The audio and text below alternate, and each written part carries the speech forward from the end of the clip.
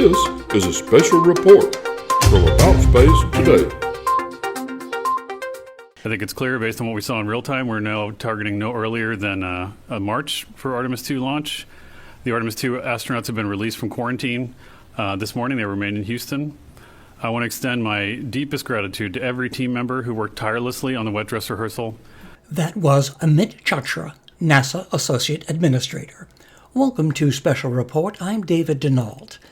On Monday, NASA held a news briefing on what brought the wet dress rehearsal to a scrub. Engineers pushed through several hydrogen leak challenges during the two-day test, but met many of the planned objectives.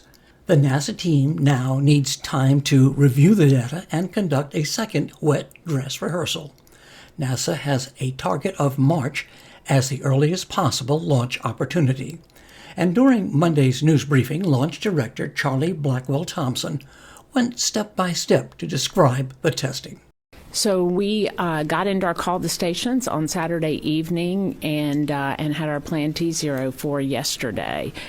Got into our go for tanking. We were a little bit behind getting out of the pad, and we got to go for tanking right around 11:30 local time.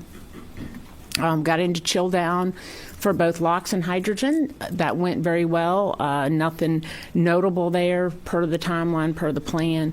When we got into the LH2 fast fill, which was around 12:29, is when we picked up our first leak in the TSMU in the cavity, which is where the flight and the ground plate come together, and it's that cavity in between. And it's in our 8-inch fill and drain line there. We have a QD that kind of connects those two together. So it was similar, I would say, to some of the signatures that we've seen during Artemis 1. Our leak rate was a little bit higher, somewhere in around the, I would say 12 to 14%. As you know, we went back, we did some testing between Artemis 1 and Artemis 2 and determined that 16% was an appropriate leak limit for LH2 in that cavity, and so that's what we managed to yesterday. So we saw the leak get up around our limit, and we did a stop flow revert, and when we did that, we saw, of course, the leak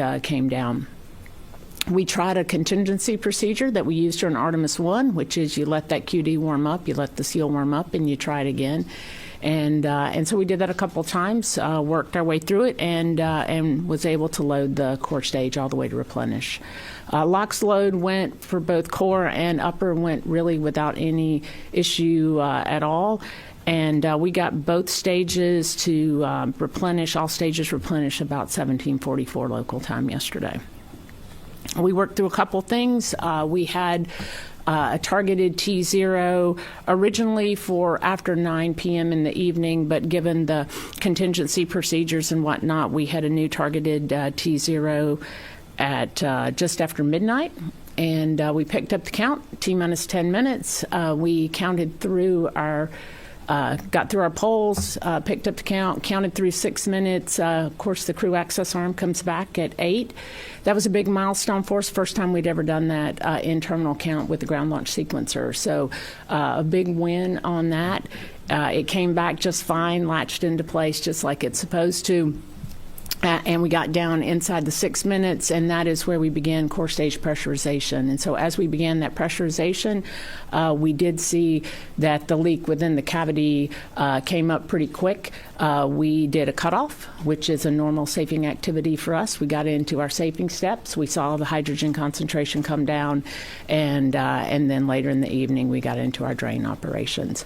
I am happy to report that early this morning, we had the core stage drain was completed at about 6 o'clock, just after 6 this morning, and right now we have all commodities off the vehicle. Both stages, both commodities are drained. We are in core stage boil off and inerting activities, and we're getting the pad open back up for control work. So that's a little bit of how the test went. Lori talked about some of the great things that came out of the test. I'll tell you, we had never loaded the core stage or the upper stage from the new 1.4 million gallon hydrogen sphere. We had gone through a complete verification and validation, but we didn't have the hardware to do it with, the flight hardware. And so that went really well.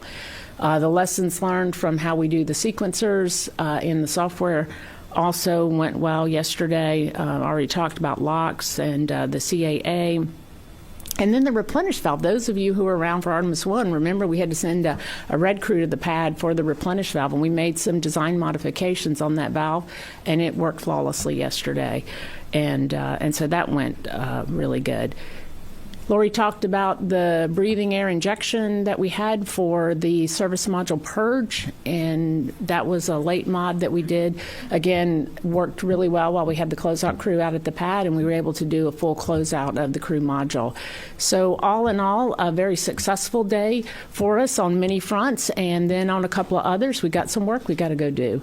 And we're going to go do it. We'll figure it out, and we'll be back here talking to you once again about when we're going to target our next wet dress and the results from that.